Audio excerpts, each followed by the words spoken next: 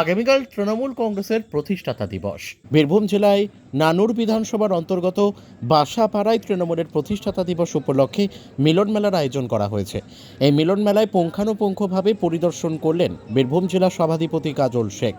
কাজল শেখ জানান, প্রত্যেক বছর মতোই এই বছরে প্রতিষ্ঠাতা দিবসে বাসাপাড়ায় প্রতিষ্ঠাতা দিবস উপলক্ষে মিলন মেলার আয়োজন করা হয়। এবারেও তার শুভ উদ্বোধন আগামীকাল।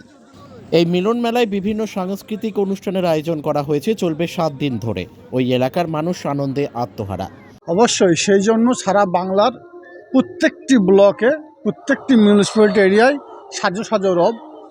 আমরাও থুপসরা অঞ্চল তৃণমূল কংগ্রেস কমিটির পক্ষ থেকে এবং নানুর বিধানসভা তৃণমূল কংগ্রেস কমিটির পক্ষ থেকে কালকে যে আমাদের তৃণমূল কংগ্রেসের প্রতিষ্ঠা দিবস আছে, সেই উপলক্ষে এখানে একটা মিলন মেলার আয়োজন প্রত্যেক বছর হয়ে থাকে।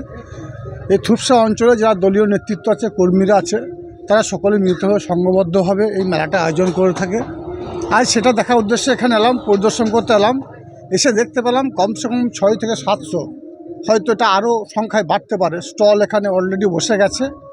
তো দেখা যাক আগামীকাল কত স্টল বসে। প্রত্যেক বছর এখানে শৃঙ্খলার সঙ্গে, শান্তির সঙ্গে 7 দিন ধরে মেলাটা উদযাপিত হয় এবং রাজ্যের বিভিন্ন প্রান্ত থেকে যারা কলাকুশলী আছে তারা সকলে আসে, তারা কলাকুশলী প্রদর্শন করে।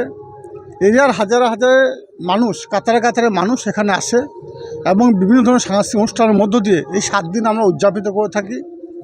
স্বভাবতই সেই উদ্দেশ্যে আজকে মেলা প্রাঙ্গণ, মিলন মেলা প্রাঙ্গণ আমরা পরিদর্শন করব। কাল সকালে কী কী কর্মসূচি রয়েছে?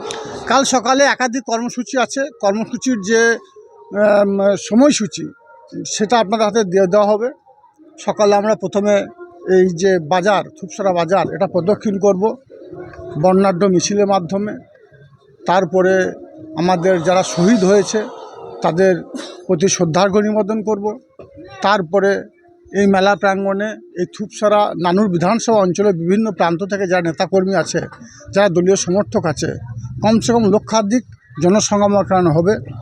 তাদের সকলের উদ্দেশ্যে কিছু বার্তাও দেওয়া হবে এবং আমাদের যে পরিবর্তন গ্রুপ, সেই পরিবর্তন গ্রুপ এই মঞ্চে আমাদের দলীয় যে সঙ্গীত আছে, সঙ্গীতের মাধ্য দিয়ে এটা শুভ উদ্বোধন করবে। মিলন মেলায় চমক কি আছে? মিলন মেলায় চমক কি আছে?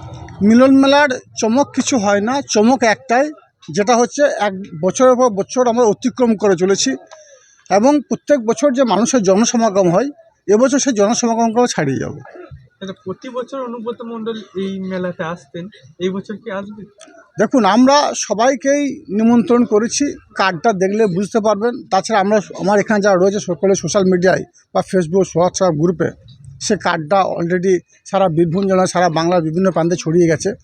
1 নম্বর নাম অনুব্রত মণ্ডল মহাশয় দেওয়া আছে, কারণ তিনি আমাদের বীরভূম জেলার সভাপতি। সব বছর নামটা 1 নম্বর থাকার কথা।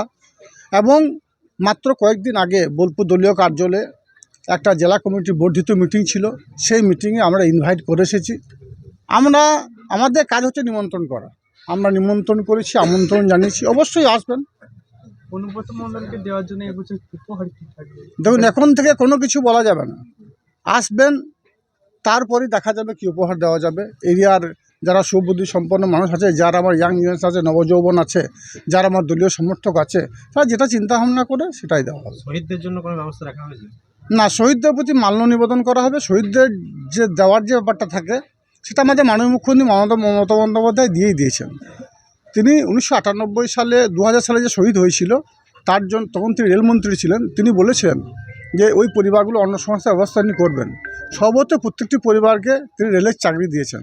অর্থাৎ প্রত্যেকটি পরিবার অন্য সংস্থার ব্যবস্থা অলরেডি আমাদের দলনেত্রী, বাংলার মা, মাননীয় মুখ্যমন্ত্রী মাননীয় মমতা বন্দ্যোপাধ্যায় করে দিয়েছেন।